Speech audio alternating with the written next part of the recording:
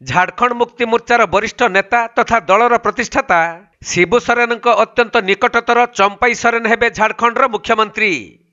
कहीं वर्तमानर मुख्यमंत्री हेमंत सोरेन को ईडी माराथन जेरा करने सहित गिरफ करिवार मध्य आशंका रही। सही कारणरू चंपाई सोरेन मुख्यमंत्री भावे शपथ नेबे बोली जातीय गणमाध्यम खबर प्रकाश पाई।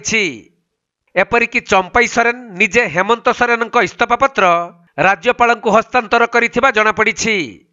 सेपटे जेएमएम सहित शासक मेंटरे थिबा कांग्रेस और वामपंथी दलर विधायक माने मध्य राजभवन में पहुंची निजर शक्ति प्रदर्शन करिसंती। आउ चंपाई सोरेन विधायक दलर नेता भावे मध्य निर्वाचित होइछंती। तेणु से झारखंडर परवर्ती मुख्यमंत्री हेबे बोली स्पष्ट होइछि।